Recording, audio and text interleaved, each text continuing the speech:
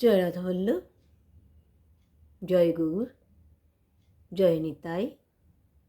একাদশী ব্রত কবে? 15 ডিসেম্বর না 16 ডিসেম্বর? সকলের একই জিজ্ঞাসা। 29 তারিখ বাংলা মাসের, আর ইংরেজি 16 তারিখ পক্ষবর্ধিনী মহাদ্বাদশী। এই দিনকেই একাদশী ব্রত পালন করতে হবে। আমরা জানি কয়েকটি দ্বাদশীর দিনে একাদশী ব্রত পালন করতে হয়। উর্মিলিনী, ব্যঞ্জলি, স্পৃশা, পক্ষবর্ধিনী, জয়া, বিজয়া, জয়ন্তী, পাপনাশিনী। এই অষ্ট মহাদ্বাদশীতে উপবাস করতে হয়, একাদশী ব্রত করতে হয়। সেই জন্যে এদিনকে 16 ডিসেম্বর আমাদের একাদশী। এই একাদশীর নাম সফলা একাদশী।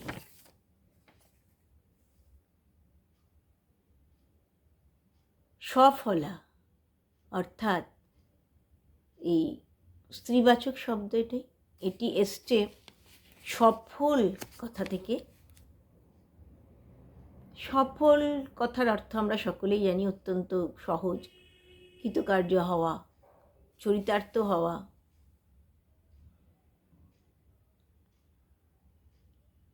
এই একাদশী দেবীর নাম সফলা, অর্থাৎ যে একাদশী দেবী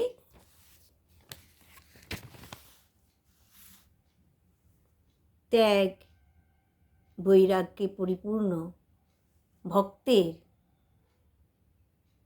ভগবত সাধনাকে যিনি সফল করে তাকে তার লক্ষ্যের দিকে পৌঁছে দেন, তিনি হলেন এই সফলা একাদশী। সফলা, এই সফলা একাদশীর কথা যুধিষ্ঠির কৃষ্ণ সংবাদে ব্রহ্মাণ্ড পুরাণের মধ্যে আমরা পেয়ে থাকি। এই একাদশীর মাহাত্ম্য আমরা সেখান থেকেই জানতে পারি। সেখানেই বলা হয়েছে, ভগবান বলছেন, নাগগণের মধ্যে যেমন শেষ নাগ, পক্ষীগণের মধ্যে যেমন গরুড়, যজ্ঞের মধ্যে যেমন অশ্বমেধ যজ্ঞ, নদীর মধ্যে যেমন গঙ্গা, দেবতাদের মধ্যে বিষ্ণু, মনুষ্যদের মধ্যে ব্রাহ্মণ, সেই রকম এই সব ব্রতের মধ্যে একাদশী ব্রত হচ্ছে সর্বশ্রেষ্ঠ ব্রত। সর্বশ্রেষ্ঠ ব্রতই একাদশী ব্রত। ভগবান আরো বলছেন, হে যুধিষ্ঠির, যিনি এই একাদশী ব্রত করেন, সবসময় এই একাদশী ব্রত করেন, তিনি আমার অত্যন্ত প্রিয়। জন্ম জন্মান্তর ধরে তপস্যা করেও যে পুণ্যফল অর্জন করা যায় না, একাদশী পালন করে সেই পুণ্যফল অনায়াসে অর্জন করা যায়। একসময় চম্পাবতী নগরে মাহিষ্মতি নামে এক রাজা বাস করতেন। তো রাজার 4 পুত্র ছিল। তার মধ্যে বড় পুত্রের নাম ছিল লুম্পক। কিন্তু সেই বড় পুত্র অত্যন্ত পাপাচারী ছিল, জুয়া খেলত, অবৈধ নারী সঙ্গ করত, ব্রাহ্মণদের নিন্দা করত, বৈষ্ণবদের নিন্দা করত, দেবতার নিন্দা করত। তা দিনের পর দিন তার পিতা এই সহ্য করতে করতে একসময় অত্যন্ত বিরক্ত হয়ে গেলেন ওই রাজপুত্রকে রাজ্য থেকে তাড়িয়ে দিলেন, তাকে ত্যায্য পুত্র করে দিলেন। তাই রাজপুত্র রুম্পক রাজ্য থেকে বিতাড়িত হয়ে ওই ক্রোধবশত সারা দিন বনে বনে ঘুরে আর কোথাও কিছু না পেয়ে কী করতো, রাত্রিবেলা রাজবাড়ির ওই ধন সম্পদ লুণ্ঠন করত। সবসময় যে ধরা পড়তো না তা নয়, অনেক সময় ধরা পড়তো, কিন্তু যেহেতু রাজপুত্র, আবার বড় রাজপুত্র বলে ধরা পড়লেও সকলে ছেড়ে দিত। কিন্তু কেউই তাকে ভালো চোখে দেখতো না। তা খাদ্য কোথা থেকে জোগাড় হবে? ব্যবহার যদি ভালো হয়, ভাষা যদি সুন্দর হয়, সকলে তো তার জন্য ভাবনা করে। সে খেতে পাচ্ছে না, তাকে ডেকে খাওয়াবার ব্যবস্থা করে। কিন্তু যেহেতু সে লম্পট ছিল, যেহেতু তার পিতা তাকে ত্যায্যপুত্র করেছিলেন, তাই কেউ তাকে ডাকতো না, খাবার দিত না। রাজকুমার ওই বনে বনে ঘুরে পশু পাখির মাংস খেত, বন্য ফল ফুল এই সব খেয়েই থাকতো। পিপুল গাছের তলায় সে রাত্রি বাস করত। তাই এরকম একদিন ওই পিপুল গাছের তলায় অচৈতন্য হয়ে পড়ে আছে, কোনো জ্ঞান নেই। পরের দিন দুপুরবেলায় তার যখন জ্ঞান হলো, তখন সে অত্যন্ত ক্ষুধায় কাতর। ক্ষুধায় এতটাই কাতর যে সে উঠে আর কোনো পশুকে হত্যা করতে পারল না। তখন সে কতগুলো ফল জোগাড় করে নিয়ে এলো। ফল জোগাড় করে নিয়ে এসে সেদিনকে তার কি মনে হলো, সে ভগবানকে সেই ফলগুলো নিবেদন করলো। তাতে ভগবান তো প্রসন্ন হয়ে গেলেন, আহা আমাকে ফল নিবেদন করেছে। তৎক্ষণাৎ সে সুস্থতা বোধ করলো, সুস্থ হয়ে উঠল।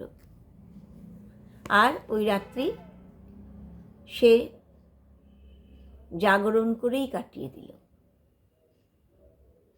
ভাগ্যের এমনই পরিহাস। সেই দিনটি ছিল পৌষ মাসের কৃষ্ণপক্ষের একাদশী। পৌষ মাসের কৃষ্ণপক্ষের একাদশী সফলা একাদশী।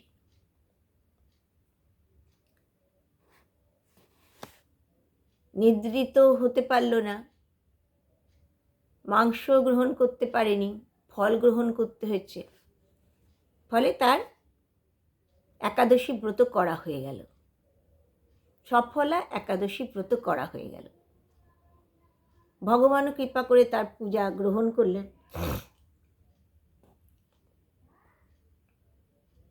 এর ফলে ওই লুম্পক রাজপুত্র পিতৃরাজ্য ফিরে পেল। পরের দিন যখন সূর্যোদয় হয়েছে, একটা দিব্য অশ্ব ঘোড়া রাজকুমার লুম্পকের পাশে এসে দাঁড়িয়েছে। এমন সময় আকাশবাণী হলো,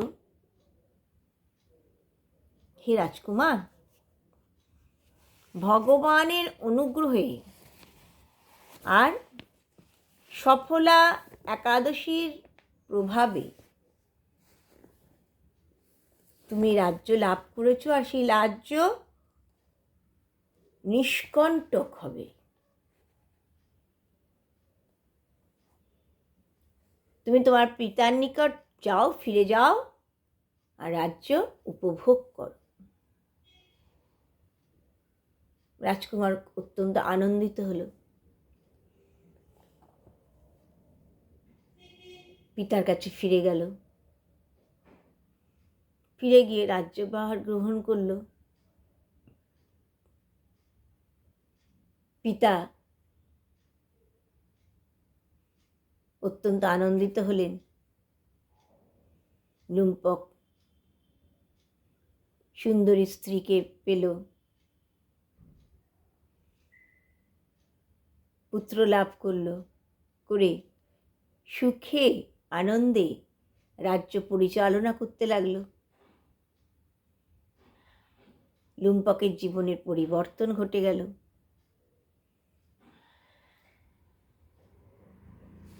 বলা হয়েছে এই ব্রত পালন করলে ইহলোকে যশ লাভ হয় আর পরলোকে গিয়ে মোক্ষ লাভ হয়ে থাকে। এই ব্রত যারা করেন তারা ধন্য ধন্য ধন্য। এই ব্রতের ফলে অশ্বমেধ যজ্ঞের ফল লাভ করা যায় আর কৃষ্ণচরণে শুদ্ধ প্রেম ভক্তি লাভ করা যায়। তাই এই ব্রত করা অতি অবশ্য কর্তব্য। প্রত্যেক একাদশীতেই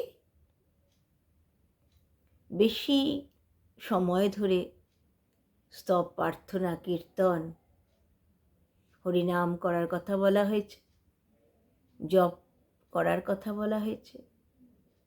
যত বেশি সময় ভগবত চিন্তায় অতিবাহিত করা যায়,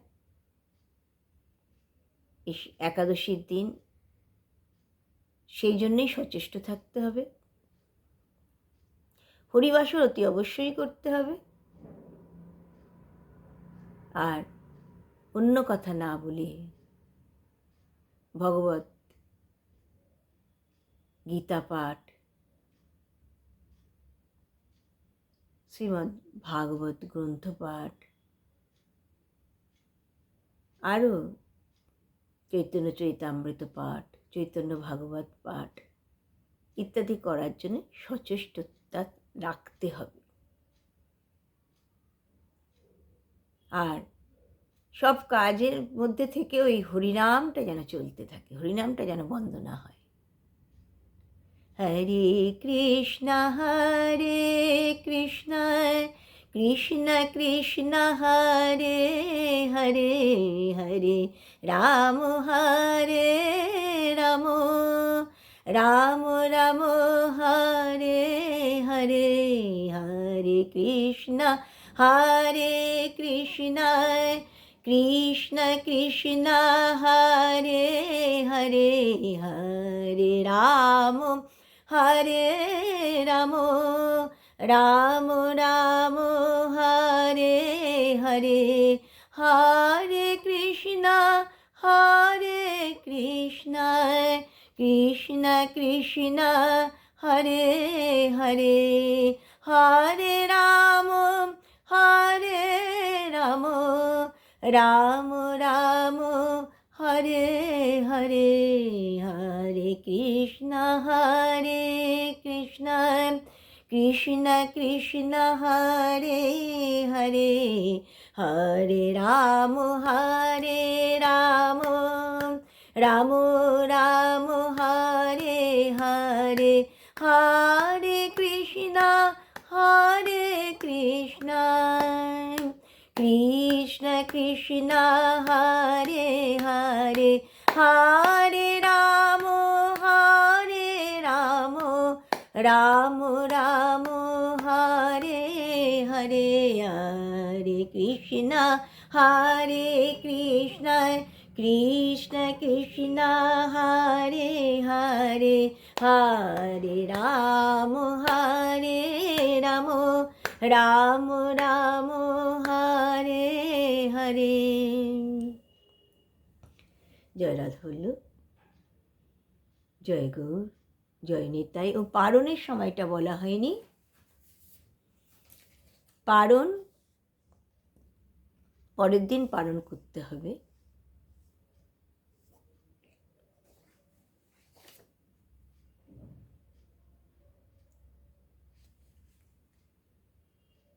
পরের দিন